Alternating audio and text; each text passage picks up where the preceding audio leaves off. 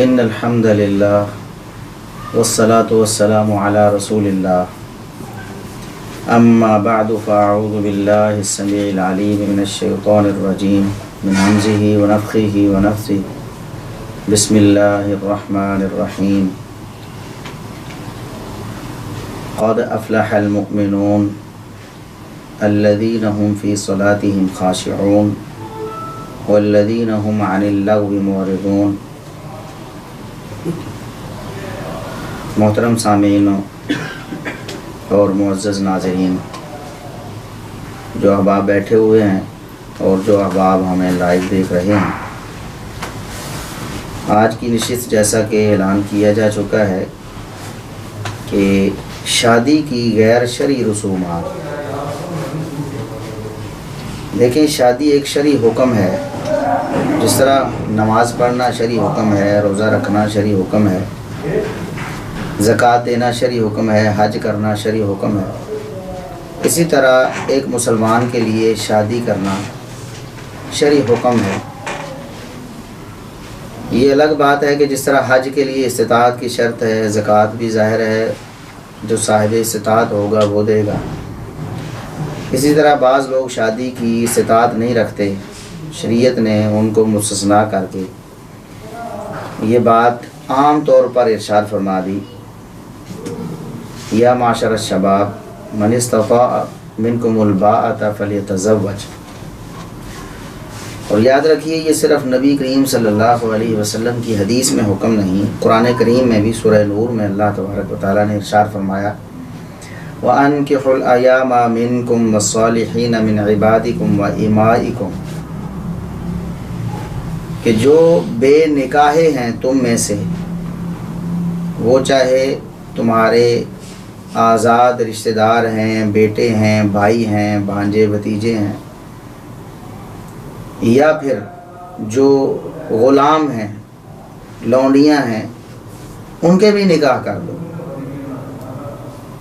جو بھی بے نکاح ہے اس کا نکاح کر دو۔ اس کا مطلب یہ ہے کہ کوئی بھی شخص جو جوان ہے، اس کے اندر جنسی خواہش ہے، اس کی شادی لازمی ہے۔ اگر خدا نخواستہ کسی کی شادی ہوئی ہے، بعد میں طلاق ہو گئی یا خاوند یا بیوی میں سے کوئی فوت ہو گیا، وہ بھی اس تعریف پر پورا اترتا ہے وَأَنكِحُوا الْأَيَامَ، بغیر ازدواجی رشتے کے جو رہ رہے ہیں، جو ابھی فی الحال نکاح میں نہیں ہیں، ان کا نکاح کر دو۔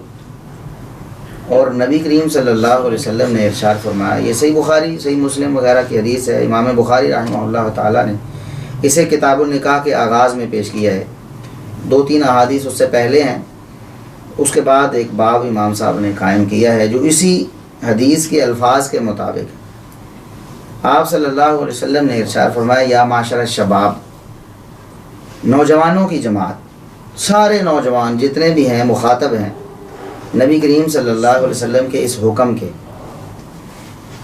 من استطاع منکم الباءۃ فلیتزوج۔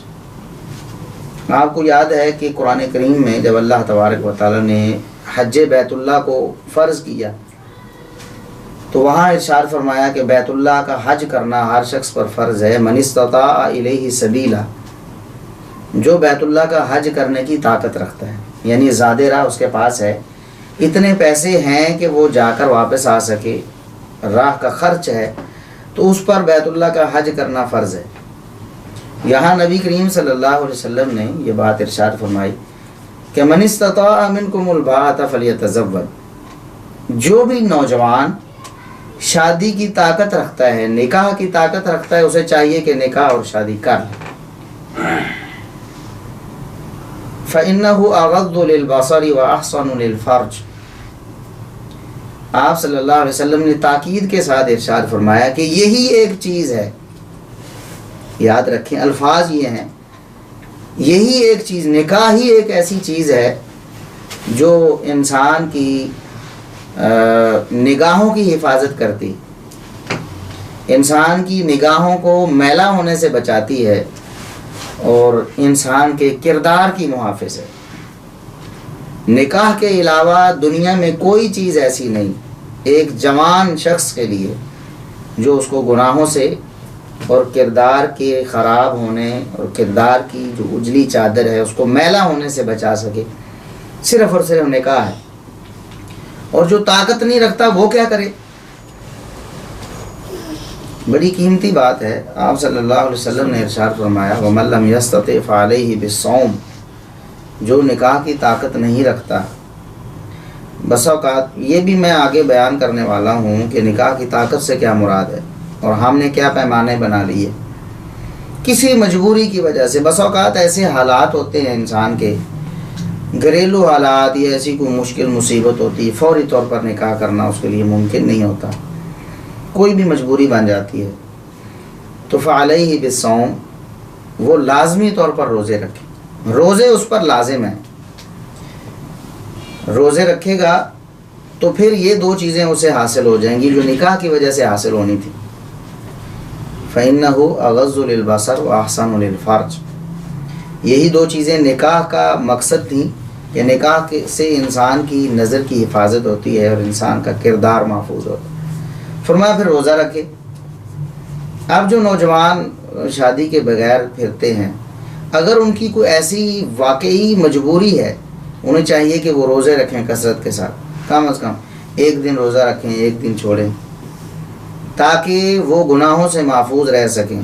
جو نوجوان یہ سمجھتا ہے کہ میں شادی نہیں کر رہا اور روزے بھی نہیں رکھ رہا اور اس کے باوجود میری نظریں محفوظ رہیں گی اور میرا کردار میلا ہونے سے بچا رہے گا، وہ نبی کریم صلی اللہ علیہ وسلم کے اس فرمان کی تردید کرتا ہے، شعوری یا لاشعوری طور پر۔ یہ ممکن نہیں ہے۔ بہرحال میرا موضوع چونکہ نکاح کی اہمیت نہیں ہے، وہ چونکہ پہلے بیان ہو چکا ہے، مقصد یہ ہے کہ اتنا اہم حکم ہے اسلام کا، جس طرح حج کرنے کا حکم ہے، جس کے پاس استطاعت ہے وہ حج کرے، اسی طرح نکاح کرنے کا حکم ہے، جس کے پاس استطاعت ہے وہ نکاح کرے۔ ہم نے نکاح کو اتنا مشکل بنا دیا ہے، اس میں اتنی رسمیں اور اتنے رواج داخل کر دیے۔ اسلام جو علاقائی یا کسی ملک کی یا کسی خطے کی کوئی رسم ہے، کوئی رواج ہے، اسے مطلقاً منع نہیں کرتا، صرف وہ رسم اور وہ رواج منع ہوتے ہیں جن میں اسلام کی خلاف ورزی ہوتی ہے، اسلامی اصولوں کی خلاف ورزی ہوتی ہے۔ اور ہمارے جو نکاح ہیں، ہماری جو شادیاں ہیں، یہ جو ان کے جو رسم و رواج ہیں، یہی سبب ہیں کہ نکاحوں میں بہت تاخیر ہو رہی۔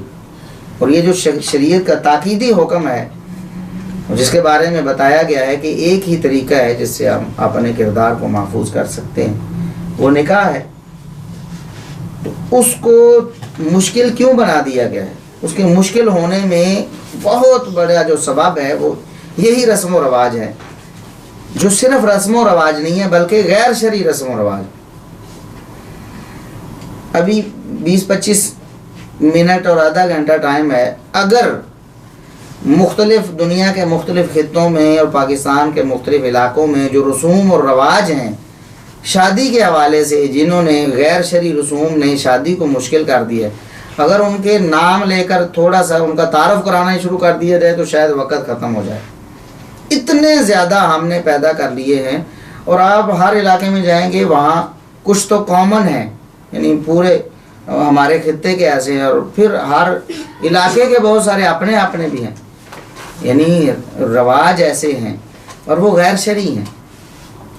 جس طرح ہمارے ہاں پہلے تو جب رشتہ طے ہوتا ہے، تو رشتہ طے ہونے میں بھی بہت سارے امور ایسے ہیں جو غیر شرعی ہوتے ہیں۔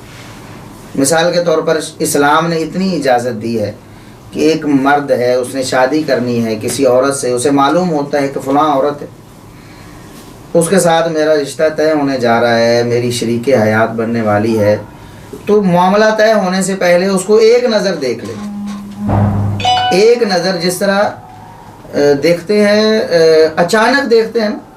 آپ کو پتہ ہے نبی کریم صلی اللہ علیہ وسلم نے ارشاد فرمایا کہ کسی مسلمان مرد کے لیے یہ جائز نہیں ہے کہ کسی غیر محرم کی طرف دیکھے۔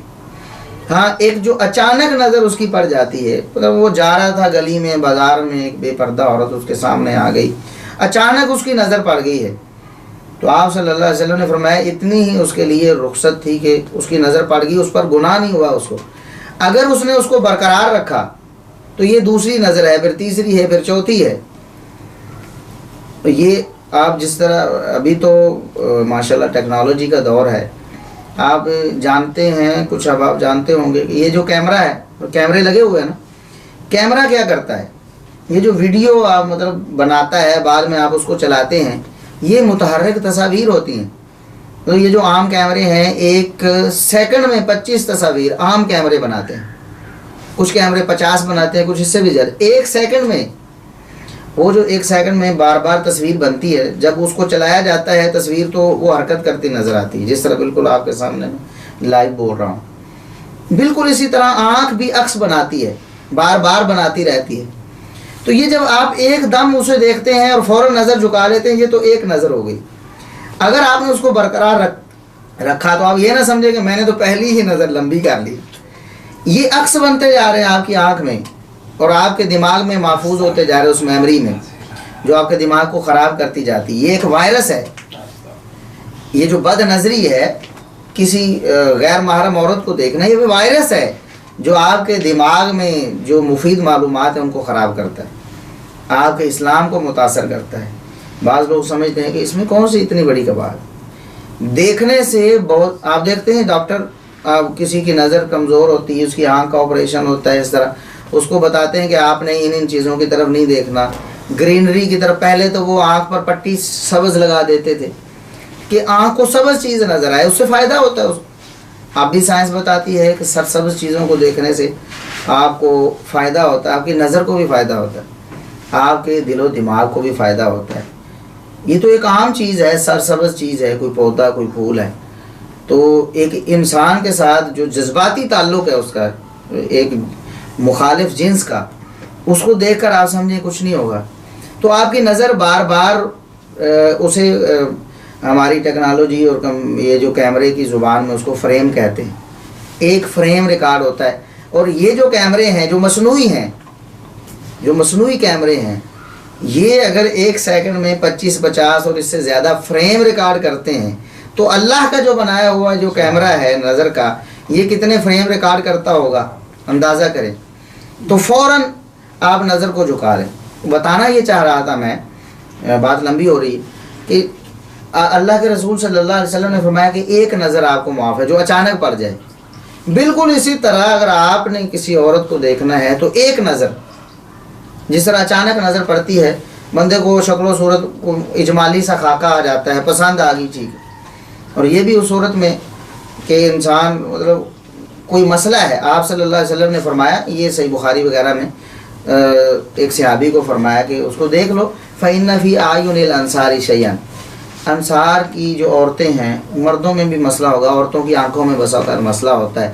بعد میں تم کہو کہ یہ مجھے بدصورت لگتی ہے اور زندگی کا معاملہ خراب ہو جائے نکاح کے بعد، تو اس سے پہلے دیکھ لے، ایک نظر دیکھ لو. تو اگر ہماری جس طرح ہمارے ہاں رواج ہے، عورتیں جاتی ہیں، عربوں میں اس طرح کا رواج نہیں تھا. عورتیں جاتی ہیں، بڑی تحقیق و تفتیش ہوتی ہے، کئی دفعہ چکر لگتے ہیں، کھانے کھائے جاتے ہیں، چال ڈال اور اس کے مطلب کھانا پکانے کا سلیقہ، بولنے کا سلیقہ چیک کیا جاتا ہے. تو پھر اس کی کوئی گنجائش نہیں رہ جاتی پھر کہ کوئی اصرار ہی کر لے. اگر ممکن ہے تو ایک نظر دیکھ لے، ورنہ کوئی ضرور. لیکن ہمارے ہاں کیا ہوتا ہے، ایک نظر نہیں، کئی میٹنگز ہوتی ہیں، اس کو کہا جاتا ہے جی یہ ان کو موقع دیا جا رہا ہے ایک دوسرے کو سمجھ لیں. یاد رکھیں، جب بھی ایک مرد اور ایک عورت جو غیر محرم ہیں وہ ایک دوسرے کے ساتھ جمع ہوتے ہیں، کوئی تیسرا اس وقت نہیں ہوتا. نبی کریم صلی اللہ علیہ وسلم فرماتے ہیں کہ تیسرا پھر شیطان ہوتا ہے. تیسرا شیطان ہوتا ہے. کوئی جتنا مرضی سمجھ لے میں تو بہت پارسا ہوں، کوئی پارسائی نہیں ہے. یہ پہلی ایک یعنی شادی بیاہ کے حوالے سے جو پہلی ایک خرابی ہے، جو رشتہ طے ہونے سے پہلے شروع ہو جاتی ہے. ایک دوسرے کو سمجھ لیں جی، ایک دوسرے کے ساتھ آؤٹنگ پہ چلے جائیں، ڈیٹنگ پہ چلے جائیں، پتہ نہیں کیا کیا خرافات ہے ہمارے ہاں. اس کی اسلام میں قطعاً کوئی اجازت نہیں ہے. اگر کسی نے بڑا اس کا اصرار ہے دیکھنا ہے تو چھپ کر ایک نظر، اچانک والی جو نظر دیکھ لے اور بات ختم. اور وہ بھی غیر محرم کی موجودگی. عورت کا کوئی محرم ساتھ ہے، اس کا باپ ہے، اس کا بھائی ہے، اس کے ساتھ موجود ہے، آپ اچانک اس کو ایک نظر دیکھ سکتے ہیں، جس طرح سے آبی نے چھپ کر دیکھا تھا، درخت کی اوٹ میں چھپ گئے، وہاں سے گزرنا تھا تو نظر پڑ گئی، بس اتنا معاملہ۔ اس کے علاوہ جتنے ہمارے معاملات ہیں وہ سارے اسلام کی نظر میں ناجائز اور حرام ہیں۔ اس کے بعد منگنی کا معاملہ آ جاتا ہے، معاملہ طے ہو گیا، اللہ اللہ کر کے کتنے چکر لگے، آنا جانا ہوا، تحفے تحائف کا لین دین اس سے پہلے ہی ہو گیا بہت زیادہ، پھر منگنی پہ بات آتی ہے۔ منگنی کیا ہے؟ اسلام کی نظر میں الخطبہ کہتے ہیں، پیغام نکاح۔ آپ نے ایک عورت سے شادی کرنی تھی، آپ نے اپنے کسی عزیز رشتہ دار کے ہاتھ پیغام بھیج دی، وہ مرد ہو عورت ہو، مرد کے لیے ایسی کوئی شرط نہیں ہے، کسی کے ذریعے کسی کے ہاتھ پیغام بھیج دے، خود پیغام دے دے، پیغام چلا گیا ہے، اب آگے انہوں نے پیغام اگر منظور کر لیا، یہی خطبہ ہے بس۔ پیغام نکاح کو کہتے ہیں منگنی، یہ اسلام کی۔ تو ہمارے ہاں چونکہ یہ عہد و پیمان ہوتا ہے، ہم شادی کریں گے تو زیادہ سے زیادہ عہد و پیمان ہے، اس پہ لمبے چوڑے خرچے، اب تو ہوٹل بک ہوتے ہیں، باقاعدہ میرج ہالز وہ بک ہوتے ہیں، اس میں پھر وہی مرد و عورت کا اختلاط۔ اسلام نے جن چیزوں سے منع کیا تھا، ایک نظر پڑنے سے منع کیا تھا، اور وہاں تو مرد عورت جمع ہوتے ہیں، اور عورتیں اپنی زیب و زینت بناؤ سنگار کر کے وہاں آئی ہوتی ہیں، نوجوان لڑکے اور لڑکیاں گپیں لگاتے ہیں ایک دوسرے سے، اور پھر جن کا ابھی تک شرعی کوئی رشتہ قائم نہیں ہوا، مرد اور عورت، لڑکی اور لڑکے کا، ان کو ایک ساتھ بٹھایا جاتا ہے، پھر انگوٹھیاں پہنائی جاتی ہیں، سب غیر شرعی ہیں، سب حرام ہے اسلام کی نظر میں، اور انسان کے ایمان کے لیے بہت خطرناک ہیں یہ معاملات جو ہمارے ہاں ہوتے ہیں۔ اب منگنی ہوتی، پھر اس پہ لمبے چوڑے اخراجات، بڑے لمبے چوڑے کھانے، اور پھر اتنے کہ مطلب لاکھوں کے اخراجات عام لوگ کر لیتے ہیں جو متوسط طبقے کے ہمارے ہیں، اور جو امیر لوگ ہوتے ہیں کروڑوں روپے خرچ کر لیتے ہیں صرف منگنی پہ۔ منگنی باقاعدہ وہ شادی سے زیادہ فنکشن ہوتے ہیں، باقاعدہ اس کے کارڈ چھپتے ہیں، اب تو باقاعدہ اس کی دعوت ہوتی ہے، لوگ شریک ہوتے ہیں، اور اسی طرح سارے معاملات ہوتے ہیں، اور غیر شرعی عورتوں مردوں کا اختلاط وغیرہ، اور گانا بجانا تو لازمی جز ہے، پھر وہاں جو فنکشن ہوتا ہے اس میں گانا بجانا لازمی جز ہے۔ اور پھر ہمارے ہاں جو لوگ اللہ معاف فرمائے، پھر نوجوان طبقہ ہے، پھر شباب و کباب کی محفلیں بھی، اور یہ سارا معاملہ، تو یہ سارا کچھ منگنی کے نام پہ ہوتا ہے۔ اور پھر خدا نخواستہ بعد میں منگنی ٹوٹ جاتی ہے تو پھر دشمنیاں ہوتی ہیں، یہ ہم نے اتنا خرچ کیا، ہم نے اتنا خرچ کیا، لاکھوں کروڑوں لگا دیے، منگنی ختم ہو گئی۔ منگنی کے بعد پھر عموماً بہت سے لوگ ایسے ہوتے ہیں جو منگنی سے پہلے تو غیر شرعی تعلق نہیں رکھتے، یعنی یہ دین دار طبقے کی بات نہیں ہو رہی، جو بے دین طبقہ ہے یا دین سے دور طبقہ ہے وہ تو ویسے ہی ان کا معاملہ کھلا ہے، لڑکیاں لڑکے ملتے ہیں، گپیں لگاتے ہیں، ڈیٹنگ کرتے ہیں۔ تو جو مذہبی طبقہ ہے، جن کا مذہب کے ساتھ لگاؤ ہے، یا کچھ وہ فحاشی اور یعنی سے کچھ دور رہتے ہیں، وہ بھی اس موقع پہ آ کر پھسل جاتے ہیں، بہت مذہبی گھرانے بھی۔ منگنی ہوگی ہے تو اس کے بعد لڑکی اور لڑکے کا ایک دوسرے سے مسلسل رابطہ ہوگی، ملاقاتیں نہیں تو کم از کم میسیجز ہیں، چیٹنگ ہے، اور پھر اس طرح کے معاملات اسلام کی نظر میں بالکل غیر شرعی ہیں۔ یہ بالکل ایسے ہی ہے جیسے کسی غیر لڑکی کے ساتھ آپ معاملہ کر رہے ہیں، جب تک نکاح نہیں ہو جاتا اس وقت تک آپ کا اس کے ساتھ کوئی تعلق نہیں۔ منگنی عہد نکاح ہے، نکاح نہیں ہے۔ ہمارے ہاں جو منگنی ہوتی ہے یہ ہوتا ہے ہم عہد کرتے ہیں جی ہم نکاح کریں گے، ابھی تو تاریخ بھی طے نہیں ہوتی، اس کے بعد بہت ساری منگنیاں ہمارے دیکھتے ہیں ہمارے ماحول معاشرے میں ٹوٹتی رہتی ہیں، اس کو نکاح نہیں سمجھا جاتا، نہ وہ شرعن نکاح ہوتا ہے۔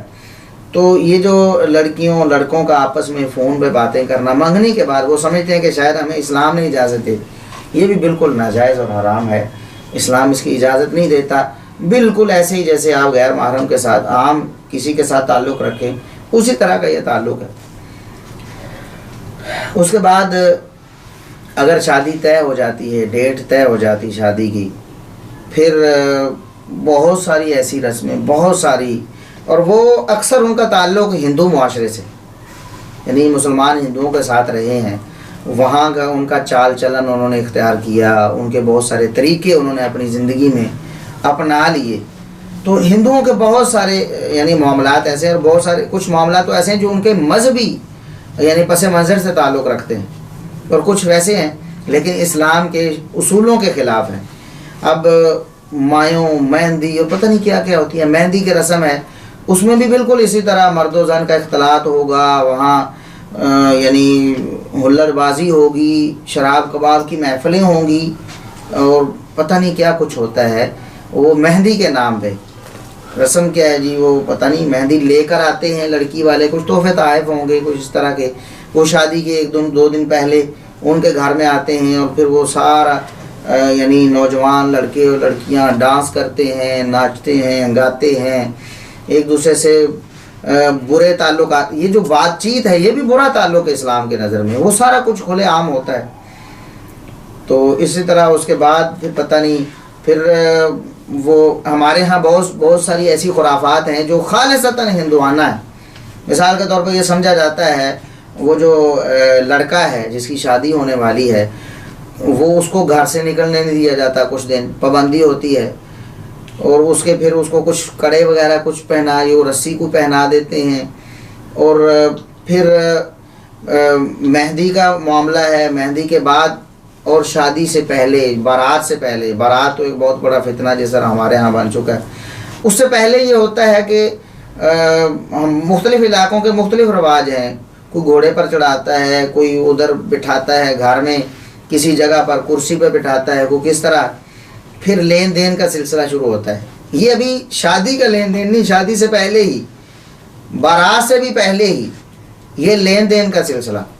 یاد رکھیے کہ یہ بہت بڑا فتنہ جو ہمارے ہاں شادی کی جو رسوم ہیں، جو رواج ہیں غیر شرعی، ان میں سے بہت بڑا فتنہ شادی کے موقع پر لین دین کا ہے۔ اسلام نے اس کی نفی نہیں کی، اسلام تو کہتا ہے تعاون کرو وتعاونوا علی البر والتقوی۔ ایک شخص کی شادی ہو رہی ہے، آپ کا دوست ہے، آپ کا بھائی ہے، آپ کا رشتہ دار ہے، آپ کا ہمسایہ ہے، ظاہر ہے اس نے ولیمہ کرنا ہے، مرد ہے، ولیمہ کرنا ہے، شریعت نے اس پر لازم کیا ہے، تو چلو اس کا تعاون ہو جائے، کیا حرج ہے، کسی بھی موقع پر تعاون ہو سکتا ہے، لیکن وہ تو تعاون ہوتا ہے فی سبیل اللہ، آپ نے دے دیا اور بس چھوڑ دیا، بھول گئے، یہ ہے نا کسی کے ساتھ تعاون کرنا۔ ہمارے ہاں تو اس کو لکھ کے رکھا جاتا ہے، اتنے پیسے ہم نے خرچ کیے۔ یہ بارات سے پہلے بھی، بارات کے موقع پر بھی، لڑکی کے ہاں بھی، لڑکے والے جو مطلب لین دین کرتے ہیں، لڑکی والے اپنی رشتہ دار لڑکی کے ساتھ جو لین دین کرتے ہیں، اس کے بعد ولیمے کے موقع پر نیونتا، اردو میں جس کو پنجابی میں نیوندرا کہتے ہیں، وہ لین دین، یہ سارا لین دین اس میں شامل ہے۔ اگر تو آپ نے جذبہ ہمدردی سے کسی کے ساتھ تعاون کر دیا، اس کو ضرورت ہے اس موقع پہ، ایک مرد ہے اس نے اپنی شادی کا بندوبست کرنا ہے، ظاہر رہائش کا بندوبست بھی کرنا ہے، اس میں بہت سارے مطلب قرض بھی آ گیا ہوگا، اور پھر اس نے ولیمہ بھی کرنا ہے، آپ اس کے ساتھ تعاون کر دیتے ہیں، آپ کے پاس جتنی استطاعت ہے آپ اس کو کپڑا دے دیتے ہیں، جوتا لے کر دے دیتے ہیں، آپ اس کو پیسے دے دیتے ہیں، اور بس ختم۔ جس طرح دوست کے ساتھ دوست کر لیتا ہے، کبھی کسی دوست نے کسی کو کھانا کھلایا اور لکھ کر رکھ لیا کہ اس کو میں نے کھانا کھلایا، بعد میں یہ کھلائے گا، اگر نہ کھلایا تو میرا اس کے ساتھ تعلق ختم ہو جائے گا۔ ہمارے ہاں تو ایسے ہوتا ہے، اچھا دیکھو جی کتنے پیسے اس نے ہماری شادی پہ دیے تھے، اتنے ہی پیسے اس کی طرف سے آئے ہیں کہ نہیں؟ اب جو بندہ بیٹھا ہوا ہے ادھر لینے کے لیے حساب کتاب، اس کے پاس پورا کھاتا ہے، اب وہ چیک کرتا ہے، اچھا اس نے اب 1000 دیا ہے، پہلے ہم نے 1000 دیا تھا، اور اس نے تو ہمارے ساتھ معاملہ ختم کر لیا، کیونکہ 1000 ہم نے دیا تھا، 1000 اس نے دیا، تو گویا اس نے برابر کر لیا کہ اب اس کا کوئی لین دین نہیں۔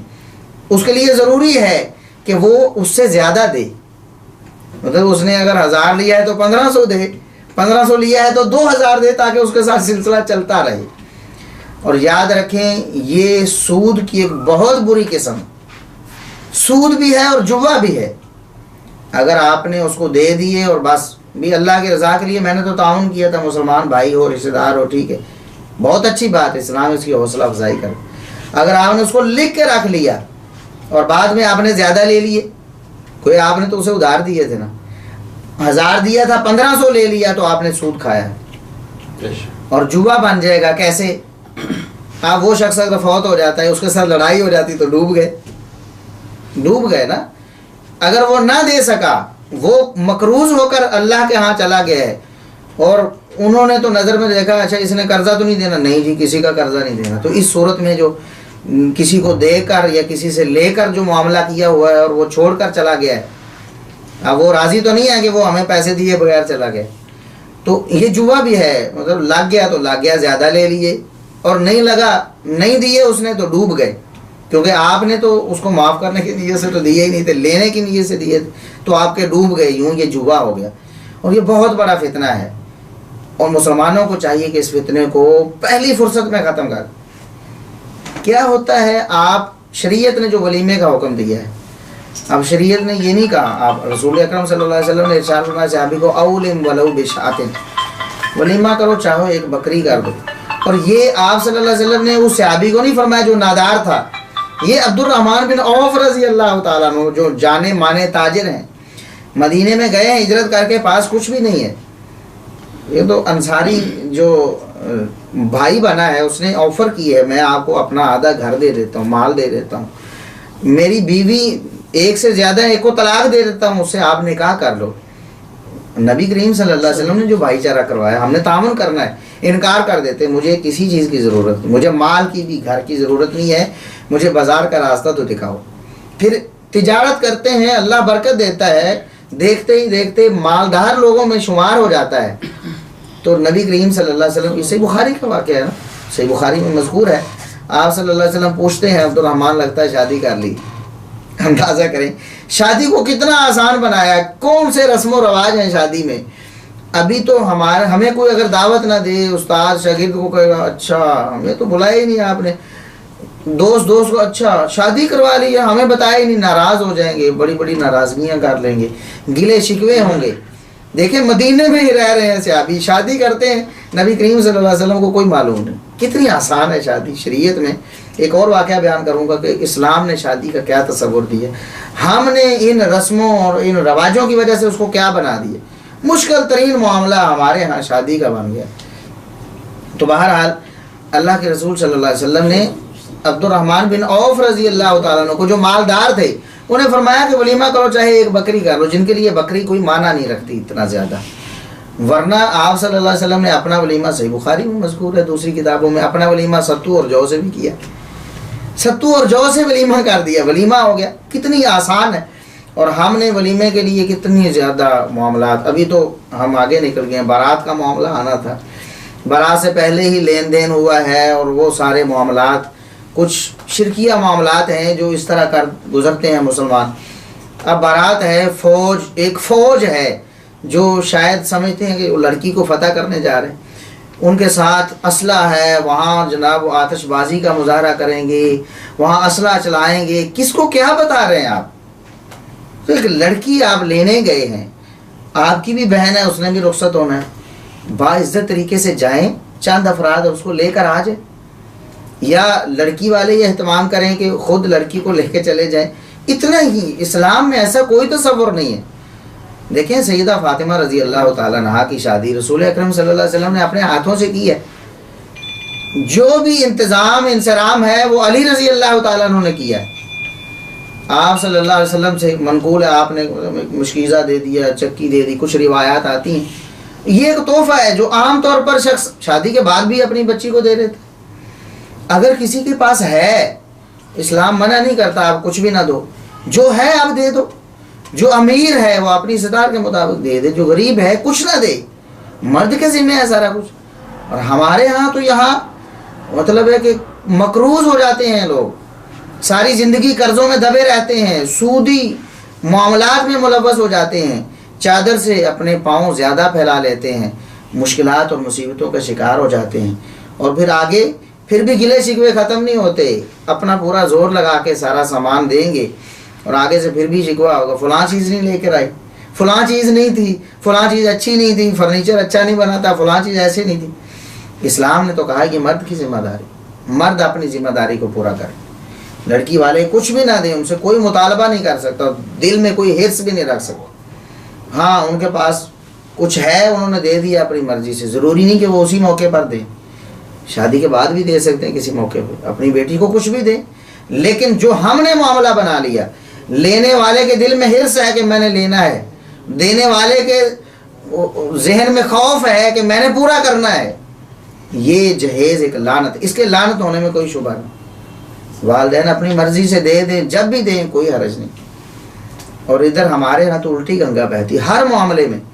لڑکوں کے لیے کیا ہے، لڑکوں کی شادی پہ بہت زیادہ خرچ ہوگا، بہت زیادہ خرچ ہوگا، کروڑوں روپے لاکھوں روپے لٹا دیے جائیں گے، چھوٹی چھوٹی رسمیں ہیں بڑی۔ اور لڑکیوں کو اگر 1 لاکھ 2 لاکھ 3 لاکھ کا اگر جہیز دے دیا ہے تو پھر کہیں گے وراثت سے محروم ہو گئی، بھی ہم نے شادی نہیں کر دی۔ اور بھی اسلام نے یہ کہا ہے، رسول اکرم صلی اللہ علیہ وسلم نے یہ فیصلہ سنایا، صحیح بخاری میں منقول ہے۔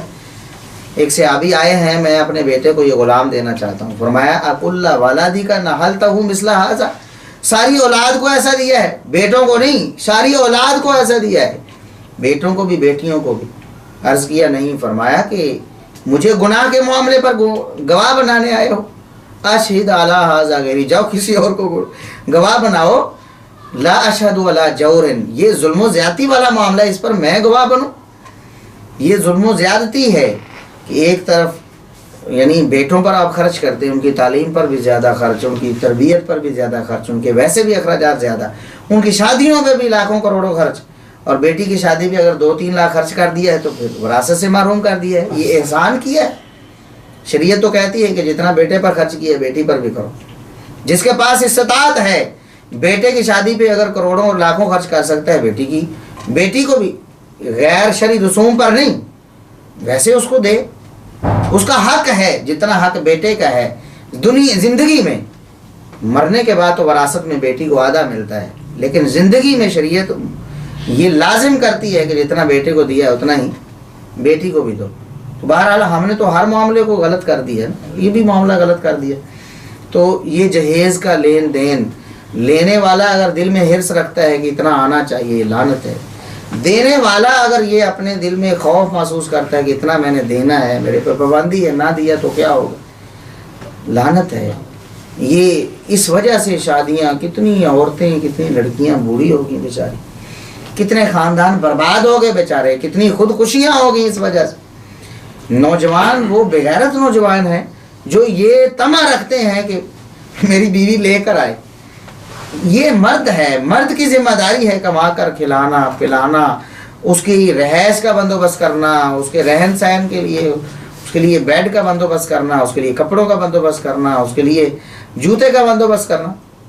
والدین اپنی خوشی سے دیتے ہیں اگر اپنی استطاعت کے مطابق، کوئی حرج نہیں، لیکن طمع اور لالچ یا پابندی، اسلام یہ بہت بڑا فتنہ ہے۔ اس کے بعد یہ اگر وہ بارات والا سلسلہ ہے، کتنے لوگ جاتے ہیں، کتنے لوگ ہوتے ہیں، گاڑیاں کی گاڑیاں بھر کے، اور اسلام میں اس کا کیا تصور، کوئی تصور نہیں۔ یہ شاید کوئی ہندوانہ معاملہ ہے کہ وہ ایسے جاتے ہوں گے لڑکیوں کو لینے کے لیے، اسلام کا کیا تصور ہے؟ کیا سیدنا علی رضی اللہ تعالیٰ عنہ اس طرح فوج در فوج آئے تھے رسول اکرم صلی اللہ علیہ وسلم سے کے گھر سے سیدہ فاطمہ رضی اللہ تعالیٰ عنہا کو رخصت کرنے کے لیے؟ کسی صحابی نے کوئی ایسا کیا تھا؟ مسلمانوں نے کن کی نکالی شروع کر دی۔ پھر جائیں گے اور پھر وہاں اتنے زیادہ اخراجات، لڑکی والے تو پہلے جہیز مشکل سے پورا کرتے ہیں، اوپر سے یہ خرچہ، اور پھر گلے شکوے کہ یہ ہونا چاہیے، فہرست دی جاتی ہے پہلے کہ ہم نے، ہماری جو بارات آنی ان کو یہ کھلایا جانا چاہیے۔ پہلے جہیز کے مطالبے ہیں، پھر یہ مطالبے ہیں کہ ڈش، یہ ڈش ہونی چاہیے، پھر گلے شکوے، جی کھانا اچھا نہیں تھا، کھانا وہ ڈش نہیں تھی، وہ ساری زندگی چلتے رہتے۔ اس کے بعد پھر شادی اگر ہو جاتی ہے، اس کے بعد کتنی رسمیں ہیں۔ ابھی نکاح ہوا ہے، اس کے بعد دلہا میاں گھر آتے ہیں تو دودھ پلائی کی رسم ہے۔ بھئی آپ کے گھر مہمان گیا ہے، آپ دودھ پلائیں، اس کو مٹھائی کھلائیں، اس کو چاول کھلائیں، کوئی حرج نہیں، اسلام منع تو نہیں کرتا۔ لیکن ہوتا کیا ہے، وہاں عورتیں ہیں، غیر محرم عورتیں ہیں، غیر محرم مرد ہیں، اختلاط ہے، وہاں عورتوں مردوں کا بہت بڑا فتنہ ہے، اور سالیاں پلائیں گی دودھ جی، اور پھر شرارتیں ہوں گی، پھر وہاں گفٹ ہوں گے، کھلیں گے، مرد عورت سارے غیر محرم کھڑے ہیں، ہلڑ بازی ہوگی۔ تو یہ اسلام تو اس کی کسی صورت اجازت نہیں دیتا۔ کیوں ہم مسلمان ہو کر اسلام کے احکامات کو پامال کرتے ہیں اللہ کے ایک حکم پر عمل کرنے کے لیے؟ اللہ کا حکم ہے شادی کرنا، اس پر عمل کرنے کے لیے ہم اللہ کے ہی احکامات کو پامال کرتے چلے جاتے ہیں۔ اچھا دودھ پلائی کی رسم ہو گئی ہے، اگر اس کے بعد پھر چلو جی رخصتی ہو گئی، رخصتی پھر ہمارے ہاں تو اب بہت بڑا فتنہ ہے، موویز بنتی ہیں ساری شادی کی، بارات کے موقع پہ بھی لڑکی کے ہاں، ولیمے کے موقع پر لڑکے کے ہاں، وہاں بہت ساری ایسی عورتیں بھی ہوتی ہیں، یقین جانیں ایسی عورتیں بھی جو بڑی پردہ دار ہیں، شرعی پردہ ہے، لیکن ظاہر ہے ادھر عورتوں کے حال میں تو وہ نقاب کر کے نہیں پھریں گی، شادی کا موقع ہے جی، مجبوری ہے جی، پھر ان کی بھی ویڈیو بنے گی، ان کی بھی مووی بنے گی، اور ہزاروں اور لاکھوں گندی نظروں کے سامنے سے گزرے گی، عزتیں پامال ہوں گی، عزتیں خراب ہوں گی۔ یہ سارے معاملات یہ ہماری شادیوں کا لازمی جز بن گئے۔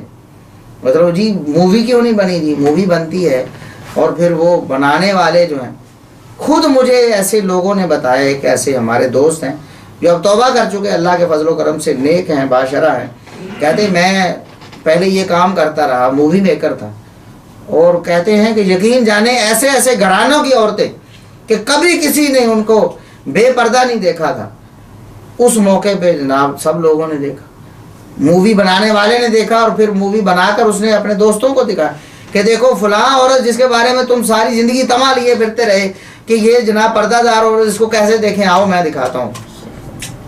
خود جن لوگوں نے ایسے معاملات کیے ہیں اور توبہ کی وہ بیان کرتے ہیں اس طرح ہوتا ہے۔ یہ ہمارے شادی بیاہ کے معاملات ہیں۔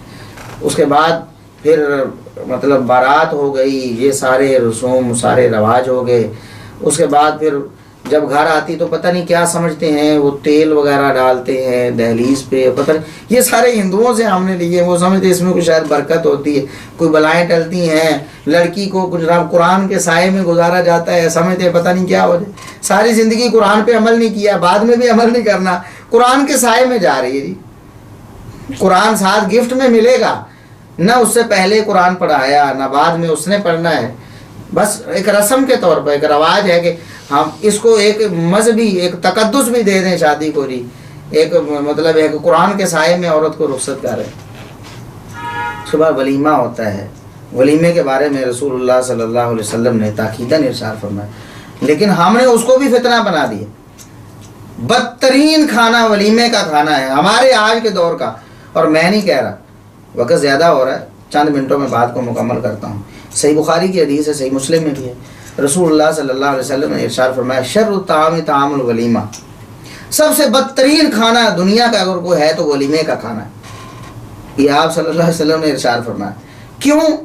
ولیمہ تو سنت ہے، اس کا تو تاکیدی حکم فرمایا ہے، ولیمہ کرو، چاہے ایک بکری سے کرو، چاہے تمہیں جو اور ستو سے کرنا پڑے کرو، لیکن فرمایا کہ سب سے بدترین کھانا ولیمے کا کھانا ہے۔ کیوں فرمایا؟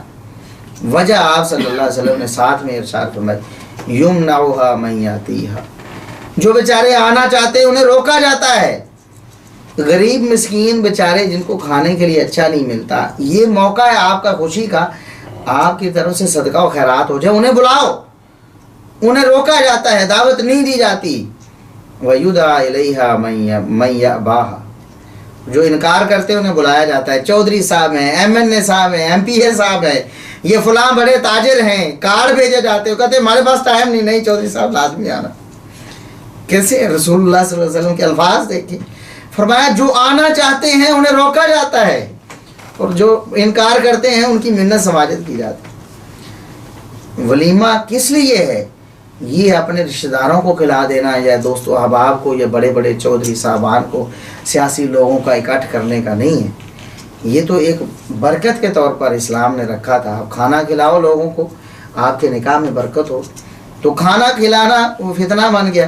جن لوگوں کو بلانا تھا گلی محلے کے جو قریبی لوگ کہیں رہتے ہیں ان کو بلاؤ، جن کے ساتھ کوئی رشتہ داری نہیں، جن کے ساتھ کوئی لین دین نہیں، ان کو بلاؤ، ان کو کھلاؤ، ساتھ میں رشتہ دار بھی آ جائیں، آپ کے دوستوں احباب بھی آ جائیں۔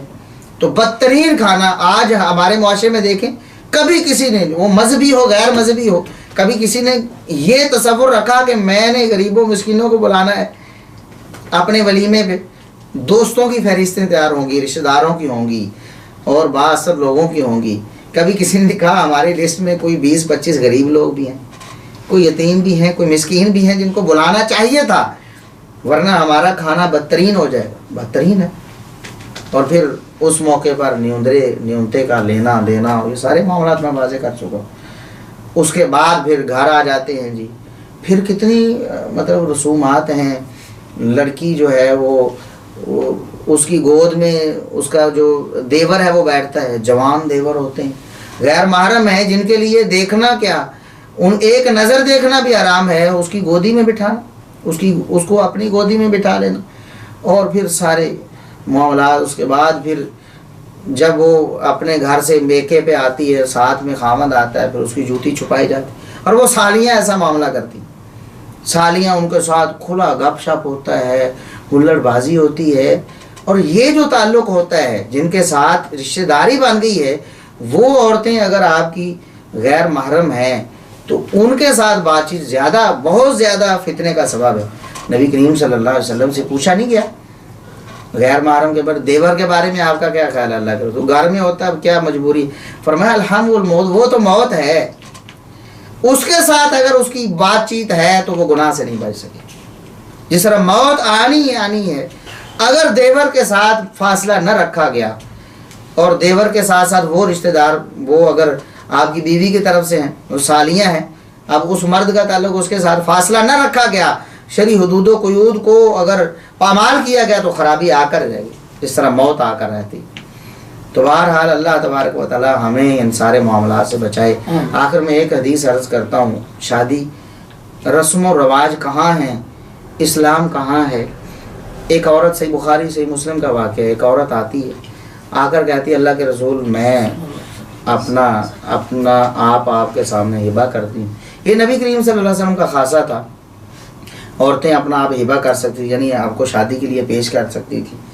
آپ صلی اللہ علیہ وسلم نے شادی نہیں کرنا چاہی، نظر کو جھکا لیا، صحابی بیٹھے ہوئے تھے پاس، عرض کرتے اللہ کے رسول لگتا ہے آپ کا ارادہ نہیں، اگر آپ نہیں کرنا چاہتے تو میری کر دیں، میں نکاح کے بغیر ہوں، شادی کرنا چاہتا ہوں، میری کر دیں۔ آپ صلی اللہ علیہ وسلم نے فرمایا صحابی پھر حق مار کے لیے تو کچھ لاؤ، غریب آدمی تھا، کیا لاتا؟ فرمایا کہ چلو کوئی چادر لے آؤ۔ چادر ہے؟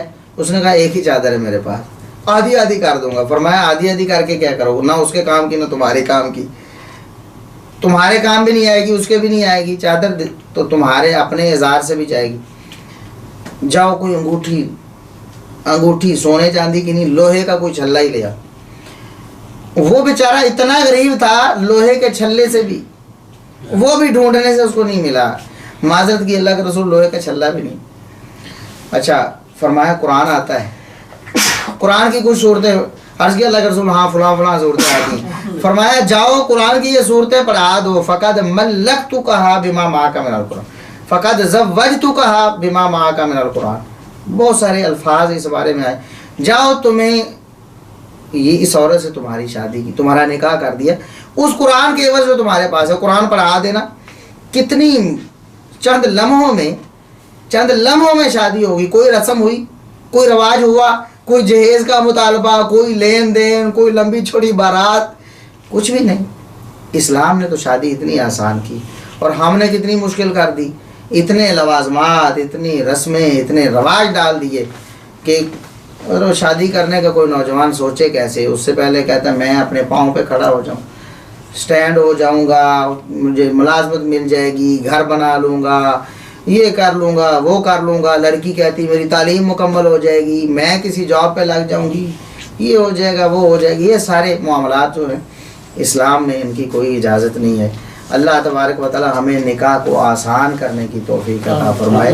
اور نبی کریم صلی اللہ علیہ وسلم نے وہ جو ارشاد فرمایا وہاں تزوج النساء فمن رغب عن سنتی فلیس منی، فرمایا وہ جو صحابی آئے تھے نا، انہوں نے کہا جوش میں کہ اللہ کے رسول اتنی عبادت کرتے ہمیں تو زیادہ کرنی چاہیے، میں شادی نہیں کروں گا۔ ایک نے کہا تو آپ نے فرمایا وہاں تزوج النساء، میں عورتوں سے شادیاں کرتا ہوں، تمہارے سامنے کی ہوئی ہیں، تو فمن راغب عن سنتی فلیس منی، جو بڑی مشہور حدیث اس طرح بیان کی جاتی ہے نکاح سنتی یا نکاح من سنتی، فمن راغب عن سنتی فلیس منی، ان الفاظ کے ساتھ تو حدیث ثابت نہیں ہے۔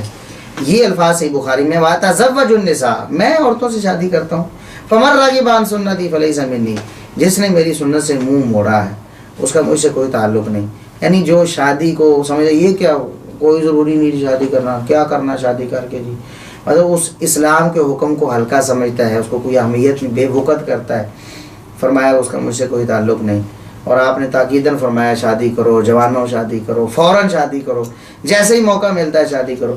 اور ہم نے موقع گنوا کر کیا اس کو سالوں سال تاخیر اور ان رسموں اور ان رواجوں کی وجہ سے جو خود اسلام کے سراسر منافی، اسلام کے منافی ہیں. جہیز کا معاملہ دیکھ لیں، ولیمے پہ لمبے چوڑے اخراجات کا معاملہ دیکھ لیں، اور باقی جتنے یہ مہندی ہے اور یہ منگنی ہے، منگنی کرنا ہی مشکل ہو گیا.